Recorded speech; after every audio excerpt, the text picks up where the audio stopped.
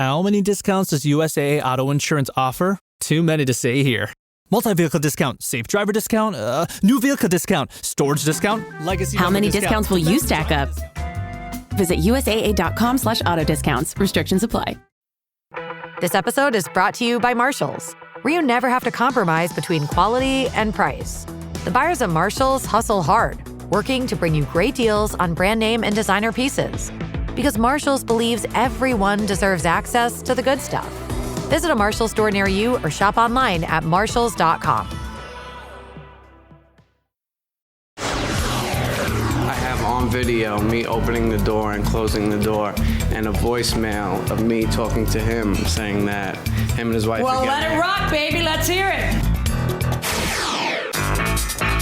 These are the plaintiffs, Justin Tuosto and Carolina Roa. Justin says he and his girlfriend were going to move into an apartment the defendants were renting, and one day before they were going to bring their stuff over, the guy calls them with a cockamamie story. He told them they couldn't live there because he was getting divorced and he had to sell the place. Suddenly, overnight, you're getting divorced and he can't move in? Doesn't make any sense. They're suing the flip-flopper defendants for $5,000. But all they're now out.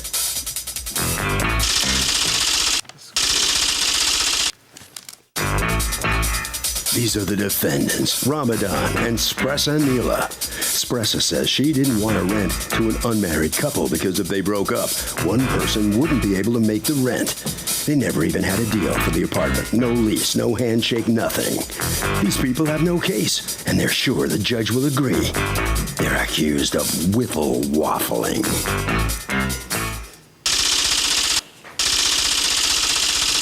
The defendants have filed a countersuit for $5,000 for false accusations, aggravation, and lost wages. All parties, please raise your right hand. What you are about to witness is real. The participants are not actors. They are actual litigants with a case pending in civil court. Both parties have agreed to drop their claims and have their cases settled here before Judge Marilyn Milian in our forum, the People's Court. Be seated and come to order, please. Litigants have been sworn, Your Honor. Thank you, Douglas. Welcome, ma'am. Justin Tuosto? Yes. And Carolina Roa? Yes. You are suing Ramadan and oh, no way. 4 vowels in a row, can't do it. Go ahead. Spressa Nella? Yes. Okay. For $5,000 that you feel they should pay you for breaching a lease for a studio that you rented from them. You have a counterclaim against them for $5,000 for false accusations of rent, aggravation, and time from work. Okay, what happened here?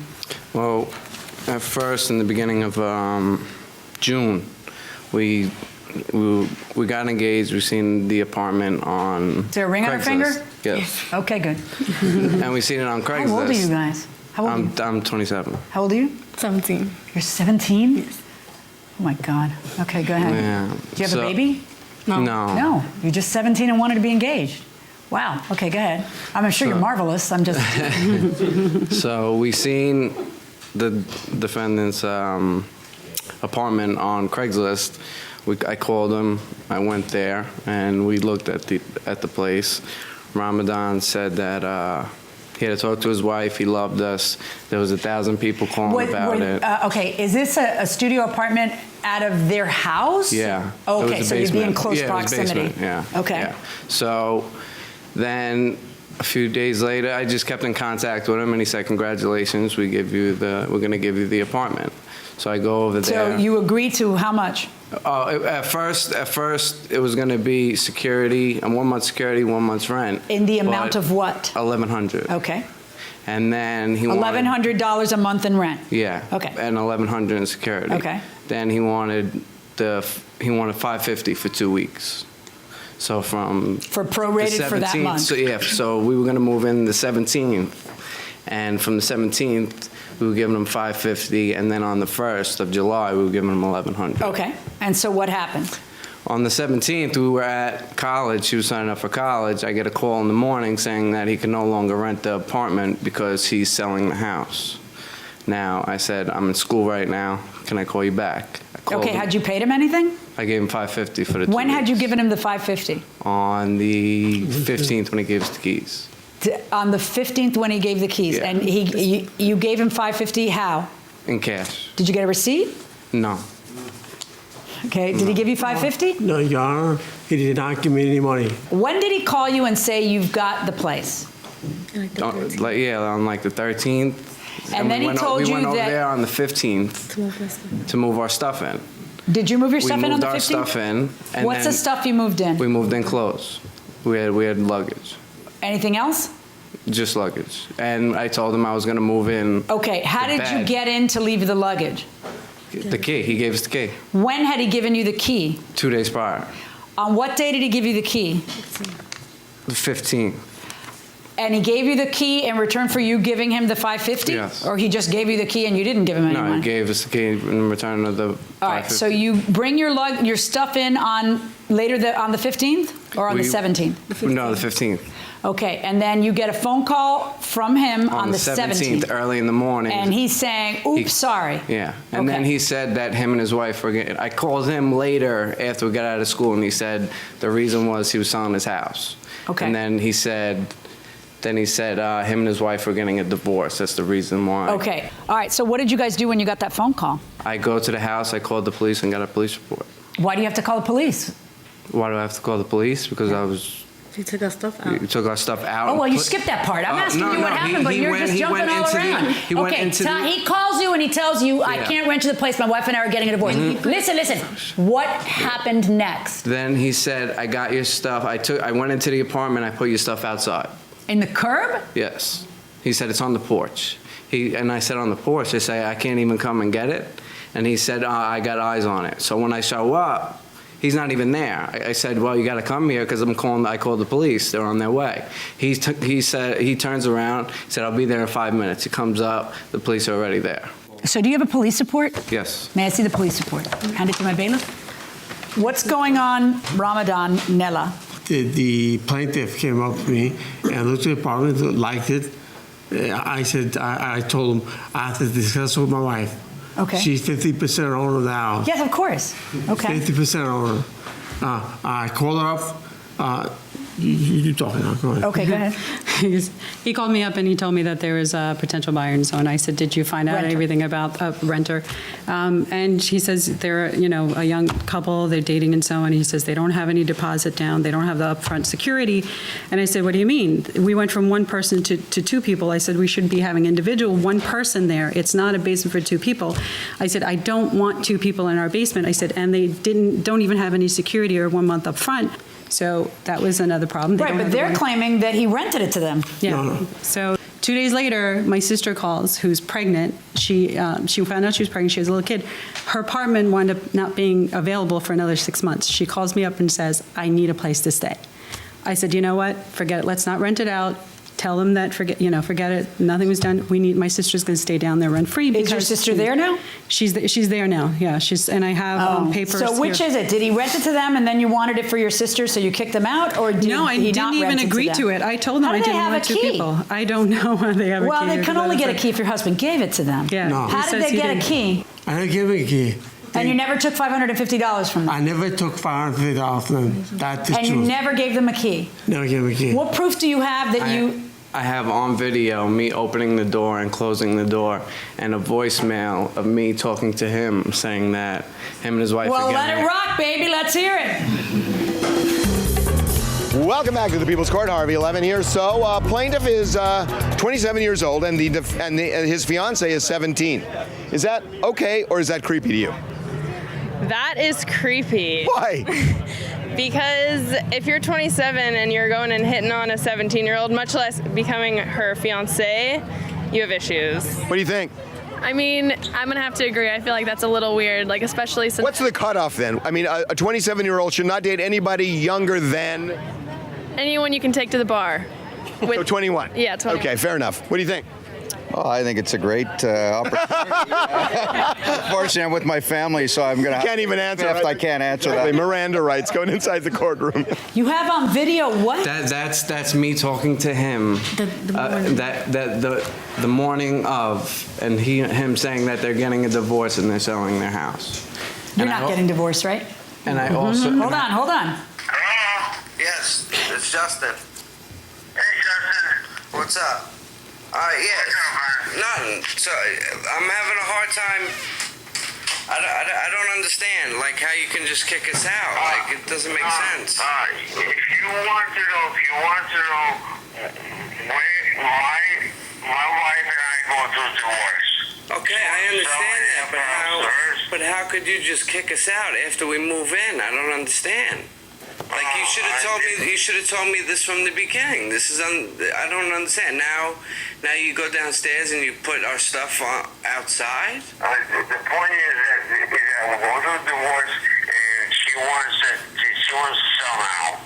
Okay, I'm coming over and we'll have a further discussion about this.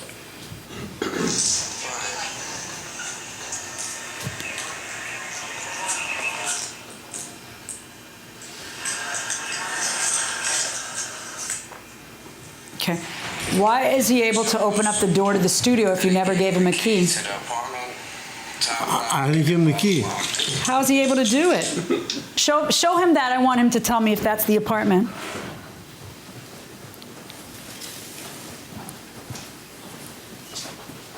Is that the apartment?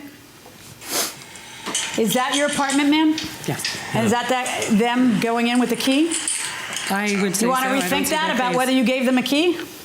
I don't remember giving him the key. Okay, and you want to rethink that about whether you paid $550? Because when I listen to the audio of you talking to him and you don't say boo about $550, and I look at the police report and you don't say boo about $550, in fact, you say the opposite, no rent was to be paid until July 1st, it kind of sounds like you're lying about the $550 being paid, just like he's lying about the key being given to you. I'm not lying about anything. Really? Why wouldn't you mention once in the phone call or the police report that you paid $550? That's the first thing I'd say if somebody kicked me out after 20 minutes. I paid you $550, you so-and-so. How dare you keep my $550 and throw me out to the curb? The first thing you'd be saying is I gave you $550 of my hard-earned dollars, but you made that up for court.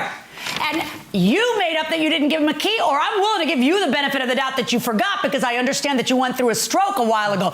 You've got no excuse. If that was the case, I would have got receipts of me going to the city to pick up her stuff and everything else. I don't know what you're talking about. I have a really simple question, because if you're a liar about that, I don't trust you on everything else. And that's the problem that we have. Okay? That's the problem that we have, because you got greedy. You couldn't just come in like two kids who were wronged, who had a contract that they expected to be able to rely on, and it's not fair. Look, I had to rent this other apartment farther away at a higher cost, and I feel like I should get the benefit of my... First of all, you don't even have a lease. So the only benefit you would ever get under the eyes of the law is 1 month benefit, not 12 months, because you don't have a signed lease. So you have what is called, in the eyes of the law, a month to month. That is what you have. However, I find that you don't even have a verbal lease that had started yet, because the agreement was that it was supposed to begin on July 1st. I also on your claim against them, zero. What is your counterclaim? False accusations of rent, aggravation, and time from work. You're kidding me, right? Mostly just today. that I Okay, had to take off yeah, from work, really? And that's worth $5,000, and you just saw that your husband did at some point give them a key. Did you ever get that key back? No, I still have it. Do me a favor, give my bailiff the key, because you don't want to get in trouble for something that may be missing from that place. That's not a very smart idea. On your claim against them, zero. On your counterclaim against them, also zero. That's my verdict. Let's see what the plaintiff has to say coming out here after losing this case here. Step in and right next to him, please. What's your reaction to the verdict, first of all? It's crazy. She looked like she was on our side. She caught you lying about the $550. She didn't lie about anything. I mean, $550. Okay, you recorded the phone conversation with him, and in the phone conversation, you never mentioned anything about $550. Why not? I was just trying to see why he was wronging us. I don't understand why he was kicking us out. So why didn't you mention anything about the $550 during that conversation? I mean, he's wronging you. You're keeping my Why didn't you say it in the phone conversation? It didn't come to mind. I just wanted to know why he was kicking us out. So did you guys find somewhere to live and you're okay? Yeah. I mean, she didn't let us speak too much, but I had to live at my father's house and pay him rent for 2 months, and then we found the place. Okay, good. Right down this way. All right, step on in here. Tell me how you feel about the outcome of this case here. Stand next to her. I thought it was fair. I mean, there was no exchange of money. There was no contract. There's no lease. I never met them. I'm half owner of the house, and Just for record, he's lying about the 550. He's lying about through his teeth. Yeah. Okay. Yell at him about giving them a key. Go ahead. Do it right now. Yes, I will. Yell at him. How We want dare you do that? Here's the key back. Thank you. Harvey? By the way, the tape recording here was in a one-party state, meaning all that has to happen is one person on the line needs to know about the recording. In many states like California, everybody on the line has to know, and if they don't and you record them, it's a crime. That will do it for this case. Litigants for the next case on the way into the courtroom right now. Hey, it's Paris. You know I love sparkly things, right? Like stars. Duh. And thanks to Hilton and AutoCamp, I just slept under them. Picture me, serving looks by the fire outside my luxurious Airstream, making s'mores with the kids, while a national park is our backdrop. The great outdoors meets Hilton hospitality. That's hot. Explore all the new ways to stay at Hilton.com. Hilton for the stay. This episode is brought to you by Indeed. When your computer breaks, you don't wait for it to magically start working again. You fix the problem. So why wait to hire the people your company desperately needs? Use Indeed's sponsored jobs to hire top talent fast. And even better, you only pay for results. There's no need to wait. Speed up your hiring with a $75 sponsored job credit at Indeed.com/podcast. Terms and conditions apply. This is the plaintiff, Phil Selman. He says he was the MC at the defendant's wedding, and after working the crowd for 5+ hours, the bride comes up to him and asks what he was doing here. Huh? He had just MC'd the entire wedding and was then kicked out of the place by the Nutty bride. When he was hired, he was a white Jewish guy, but seems they wanted to miraculously transform him into Flavor Flav. Bottom line, they owe him $300, and that's just what he's suing for today.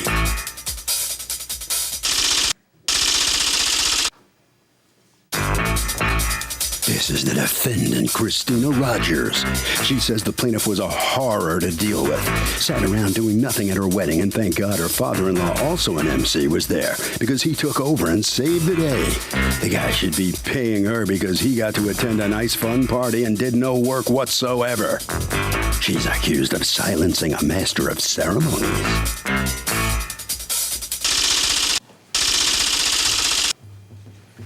All parties, please raise your right hands. Welcome back to the People's Court. This case is hilarious. The plaintiff was an MC at the defendant's wedding, and he says he worked all night, and at the end she threw him out and pretended like she never hired him. But the defendant says he did a lot of nothing. It's the case of MC got hammered. Thank you, Douglas. You're welcome. Phil Selman, Yes. You are suing Christina Rogers, the bride in a wedding that you were employed at to be an MC because, according to you, she hasn't paid the rest of the balance for your services. You agree that you didn't, but feel he hasn't earned them. Tell me what's going on. Okay. They found me through a website. I'm a stand-up comedian. And as it said on the web, I'm advertised as a comedian on this particular website. And they wrote help, H-E-L, with 3 P's, please, with 2 A's. I need an MC for my wedding. I have a DJ, but he needs an MC. Please help. My wedding is in 2.5 weeks. I responded and What I had said, happened? Did you not get an MC, or the MC failed you, or? No, we didn't have an MC. But why didn't your DJ find you one?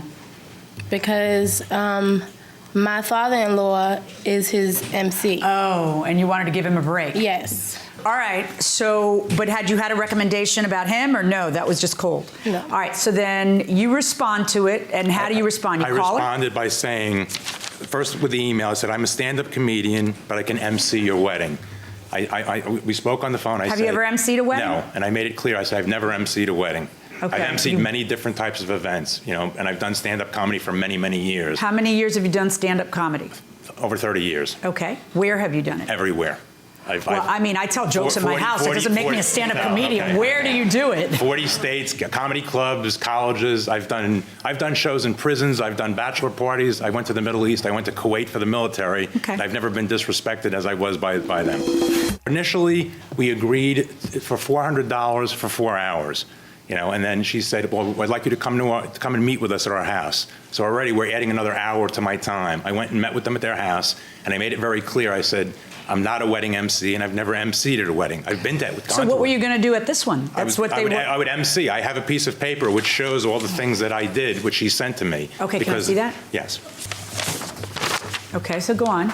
And so I went to their house and I met with them, and they paid me a 25% deposit. They were willing to pay me the full amount, but I said, give me the 25% deposit, $100, and pay me the balance when I get there. Now, I got there. Why wouldn't you just take the whole amount? Because I'm stupid. I was trusting it. No, but why would you refuse to take the whole amount? Because I'm stupid. Because it was a wedding. I thought it was a wedding. I said, maybe I'll get a tip. You know, I thought maybe I'd be getting a tip. But why wouldn't you just get the whole amount and then get a tip at the end? Tips aren't related to the... I made a mistake. I don't know how much business you do, but that's kind of weird. I do a lot of business, but Okay. I made a mistake. Now, the thing is, when I got to the wedding, what happened was I'd been there for 5 hours. At 10 o'clock, Ms. Well, Rogers... What'd you do, though, for the 5 hours? Don't fast forward like that. Okay, all right. Well, it started late. It didn't start until... It was supposed to start at 7. It did not start until after 8 o'clock. So, and basically...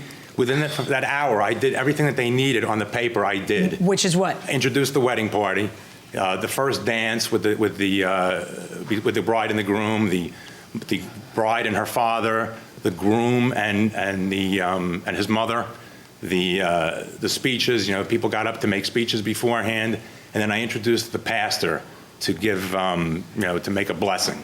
Right. And then as I said, then people were going to be eating dinner. Okay. What I'm confused about is really the DJ can do the 10 things that are listed there: cake cutting, father-daughter dance, right? You know, like. Right. And now we have the father-daughter dance. We have the bride and the father of the bride come up. I mean, the emceeing part is the getting people up and dancing part. But that's wedding MC. I'm not a wedding MC. That's even not, when you took a job as a wedding MC. I made it clear. I understand that you don't have experience as Mhm. being a wedding. So what did you do? Just literally the things that are here? Make the announcements, and I did try to get people to get up and dance, but they weren't responding to me. You know, I look when I met with them, I looked like this. When I was getting to the wedding, it wasn't like I was going to be Flavor Flav or MC Hammer. I don't think they want you to be black. No, I'm not. That's not the point. No. Somebody came up to me. And who's the gentleman who's with you? He's my character witness. No, the point is somebody came up. He's your character witness. Because you never met him before. No. You brought him for a little flavor. No, I brought him as a. Come on. At the end. Right? At the end. Do you know him? Yes, Your Honor, I know him. I book Phil Sumner a lot. He's a very funny man. I'm Uncle Jimmy I'm not Mack. laughing yet. Yeah, but the whole thing is funny. Okay, go on. All right, so at 10 o'clock, she came up to me and she said, "Why are you still here? You're not doing anything." The bride? The bride, yes. I did. So was that the first time you had an inkling that they were upset? Yes. Okay, and well, people started about 15 minutes before that. People started coming up and getting in my face and saying, "Why aren't you getting people up to dance? Why aren't you doing this? Why aren't you doing that?" What did and you I say? said, "Because I'm a stand-up comedian." So why weren't you making jokes or something? Because I wasn't booked as a stand-up comedian. You were booked as an MC, but you weren't going to be an MC, and so you weren't going to be a stand-up comedian. You weren't going to be. You were just a guy who read this email. That's it. That was what I was. And they were going to pay you $400 to read the email. That's what I was told to do when I came to her house. Okay, let me hear your side of what he was told to do. Go ahead. He came to my house. He met with me, my sister, my husband now, and the DJ. He said, "Oh, I can do this. I've done it." Even he cut me off so many times. I got it. I said, "All I want is the crowd to be hyped. I want you to get everybody involved." He said, "I got it. I know most of the song that's gonna be played. I'm a stand-up comedian." I said, "Well, you could tell a few jokes here and there." He said, "Okay, I could do that." Okay. After the ceremony, he needed help to introduce the names. My coordinator's assistant helped him. She was whispering the names in his ear. Okay, can I see the names? I don't have the names with me. Okay, are they complicated? No, they're not complicated. Like what? Ashley, Shanice, Nikki, Charlotte, you can't pronounce those names. How do you spell Shanice? Shanice. Nice. No, I'd probably get that, but so there's nothing. You keep talking about that. You've mentioned that a few times in your answer to the complaint, but I'd want to get it right. So I think it's a good idea to have somebody pronouncing it right before I say it, so I don't mess it up. That part's not bad. Yes. Okay. So during the ceremony, during the reception, he did introduce wedding party. He introduced my father and my dance, his mother and his dance. After that, he sat there I saw him like this. I saw him sit down with his legs crossed. And I was getting so upset because I'm like, my wedding is turning into a disaster. It's boring. He's not doing what he told me he would do, which was get the crowd hype. He lied to me, told me that he knew all the songs. He didn't know not one song that was played. But how do you know he didn't know a song? Like, what did you expect him to do about knowing the songs? He said he would introduce the songs. He didn't introduce not one. Had it not been for my father-in-law, my wedding would have been a disaster. So what'd your father-in-law do? He emceed. And he's an MC by trade? That's what he does? Or Yes. that's what he does at night? Or He's a natural born MC. That's actually my father, a natural born MC. Oh, has he ever done it? Yes, he's done a whole lot of events, and he has a name. Okay, but what you're saying is that your dad got up and your dad started hyping people throughout the song. Yes. And that went on for how many songs? I mean, he did that the rest whole of the night. The entire night. Entire night. Yes. Okay, so now it's time for him to go, and who decides he's not going to get paid because he didn't do the job you wanted? Me. Okay, so you're actually fighting with him at the wedding? At your wedding? I didn't go to him. My mom, I was gonna go to him, and then my mom said she'll take care of it. I felt like I'm the bride. You know, why should I be going through this on my wedding day? Right. He came at me. Had not my father been in between, he came at me. He was gonna come at me. Had not my father stopped him and said, "You need to go." So, is it the job of an MC to do things like get people up to dance? I mean, is that part of the drill? Yes, it is. I believe that MC should be able to hype up the crowd. And is that the job, to hype up the crowd? Yeah, the hype man is most definitely needed. So they're a hype person. It's not just like introducing people and whatnot. Yeah, I think that's part of their job, and any good MC is going to be able to read the crowd and be able to tell, what he needs to do or she needs to do. This guy's in trouble if you're right, going inside the courtroom. At what time was he released, or what time did he leave? He left when it was over. I went to him and I said, everybody's bored. You don't have to stay if you're not going to do anything. And what did he say to you? I don't know, because I walked away. Okay. And that was when? At the end or before the end? No, this was before my father-in-law started doing what he was doing. Got it. Okay, so Mr. Selman, I don't think that their complaint is that you've never been an MC before and you misrepresented that you had been an MC before. I think that their complaint was that you misrepresented that you would MC. Because MCing is more than just saying, and here's the bridal party. Things that are in this That's all that email. I agreed. That's what I said. They're going to pay $400 to read this email? No. That's and I tried to get the people to do. Okay, they didn't respond to me. If you said all I'll do is introduce the wedding party, you think she would have hired you as an MC? Because that's not what an MC is. She said you just need to make the announcements, and she said you don't need to announce all the songs. And if I might add, I wouldn't announce all the songs, but I'm saying you are testifying to me that she never once told you, I want you to hype up the party. Just a second. I've done this without you my whole life. Okay. I want you to hype up the party. I want you to get the guests excited. I want everybody dancing. She never said anything like that to you. I said I can try, but that's not what I did. I can try. They say you don't even try. I've got you telling me that you didn't do anything because that's all you got hired to do. If I might. No, they're not going to pay you the remaining $300. Verdict for the defendant. Thank you.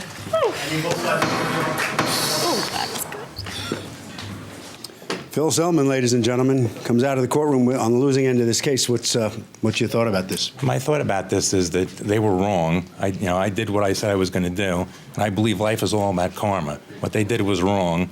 I didn't even get the chance to say things that were when I was threatened and slandered. And when this marriage ends after 6 months, I certainly won't be emceeing at her next wedding, and I won't be going to any more weddings in the future. Okay. All right, guys. Down this way. All right. Thank you. All right, so step on in here. You win your case. What are you thinking about coming out of the courtroom? I'm so happy that I won because he didn't do anything at my wedding. He is a con artist, and he sat there and lied to her. Mm-hmm. That's what he did. So I'm so happy with the results. What was the lie he told? He said that he never said that he was going to MC. Why would I pay you $400 for standing at my wedding eating like a guest? Reading that email. Yeah, exactly. Did he tell any jokes? No, he didn't do anything. You think he's funny? No. Harvey? Okay, when you hire somebody for your wedding at the reception or whatever, I am telling you, trust me on this one. We've had a lot of cases like this. Get everything in writing on specifically what these people, like the photographer, the MC, the DJ, what they're supposed to do. Get as specific as the playlist for the DJ. Everything should be in writing. The more you leave to chance, the more something's going to go wrong. And that will do it for this case. Litigants for the next case on the way into the courtroom right now. Eczema isn't always obvious, but it's real.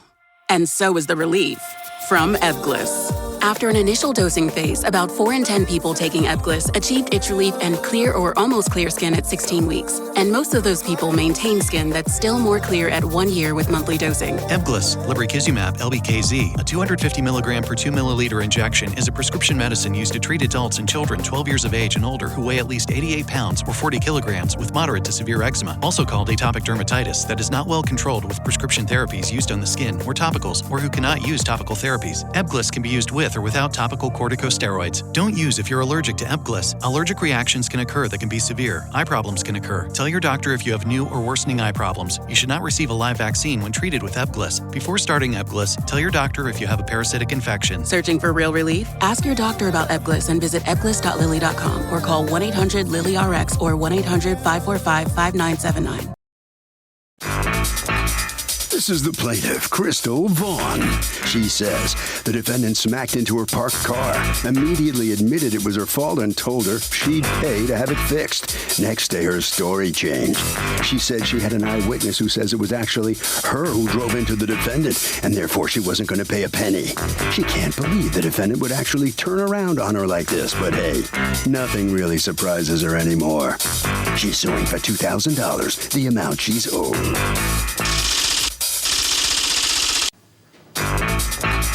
This is the defendant, Sandra Houston. She says the plaintiff was on her cell phone talking while she was pulling out of a parking spot, and the plaintiff backed into her. She has an eyewitness with her today, and she's pretty darn sure she'll walk out of this court the victor. She's accused of backing into a lawsuit.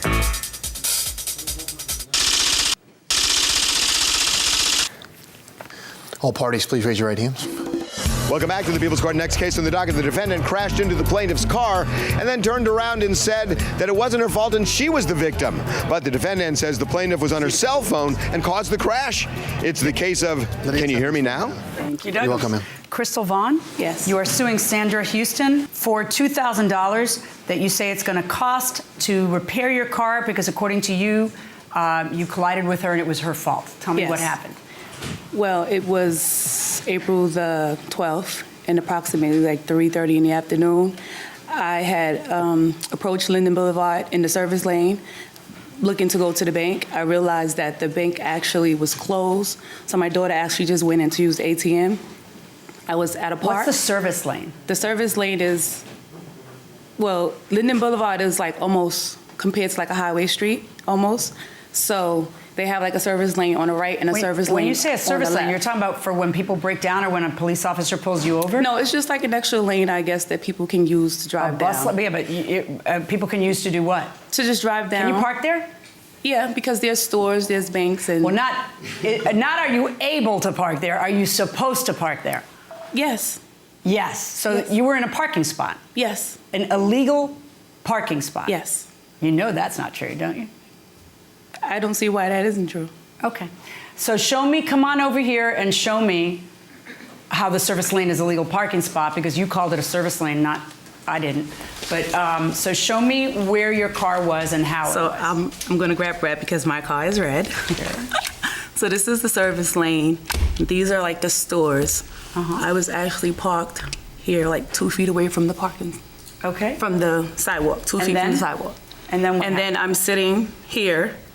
My daughter got in the car, so we're sitting. My back is against the window because I'm clowning with my daughter. And you're what with your daughter? Clowning with her, like playing with her. Okay. And so I don't see any oncoming traffic out my window because I'm not looking that way because my back is against the window. Okay. So as I'm sitting there and I'm playing with my daughter, Ms. Holson comes alongside and she makes contact with my car. Show me how. Take one of those cars and make that her car. Okay, so we're sitting there, she comes along, and she makes contact with my car, and then she keeps going because there's 2 other cars parked here, and then she pulls in front of the other 2, and she comes to a stop. And then? And then she gets out. Well, the gentleman got out first. Could have been her nephew, her son, but he was a young man. He got out to just see if it was actually damage done to my car. Then I got out, actually, and then she got out. Okay. Once she got out, she apologized right away and said how sorry she was and she didn't see me because I was busy looking in the bank. Okay. All right, go ahead and come back out here. Do you have pictures, you said? I do. May I see the pictures of the damage to the cars as well as, any pictures you have? What happened? Okay. I was driving. You didn't expect that question? No. You didn't expect me to ask you what happened? Then. Okay. I did expect it, but okay. I was driving down looking for a parking spot, and I saw a spot, and Miss Vaughn was parked there. Okay, so let me just get something straight because everybody keeps calling it a service lane, and in my mind, what a service lane is something different. These are parking spaces? Yes, okay. It's on the main road. It's a little side road, you would call it, and they call it a service road. Okay. Is there a median separating? Yes. Okay. Why don't you come up to there and show me, make her car the red car and the blue car your car. Okay. She's parked over here. I'm coming along here. I stopped and looked in the bank, and then, well, she pulled out onto me, okay, and hit my How do you rear. know she pulled out onto you? Because I had cleared her car. I had cleared, and the impact was on the end of my car. And I was so nervous, I couldn't believe it. I said, oh, did I hit that woman? So Keith said, no, she was on the cell phone, and she didn't see you. She pulled out onto you. Okay, who is Keith? Go ahead and go back. Who is Keith? All right, come on up, Keith. Were you in the car? Yes. What is your relationship to her? My grandmother. Okay, what happened? Well, we was pulling into the bank, and as we was pulling in, I'm looking at her, and she's not paying attention to the road. She's looking down in a different direction, doing with her hands, like she said, fooling around on the phone, tablet, iPod, but she wasn't paying attention. We cleared her. Right, but was her car moving, or you don't know? No, her car was parked. Okay. When we cleared her, and that's when she started moving. Okay, but did you actually see her move, or you guys are deducing? No. Let me finish my question. Yes. Or are you guys deducing that because of the fact that you were hit in the back, she must have moved? Which is it? Because I don't know how you can see in the back of your head and see that somebody moves after you clear them. I'm not understanding. Did you actually see her move? Yes. How? How? Yeah.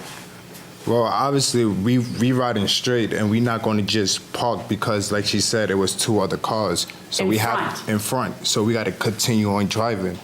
And unless she don't know how to drive, she's swerving around to hit her, which... Was there any swerving? Not that she was intoxicated, so no. No. Was there? I'm asking you because you were in the car. Did Yes. she swerve at all? No. Okay. No. So she's driving straight. Yes. And then the impact is in the back of her car. Yes. So you figured she must have been pulling out. But did you see her pulling out? Because why are you guys so apologetic then? Why are you saying, I'm so sorry? Let me ask her. Why? Because I was in shock. So what? I'm in shock and like, Well, hey, you that's the hit kind my of person car. I That's am. kind of shock too. Right away, I said, oh, I'm sorry if I hit your car, I'm sorry.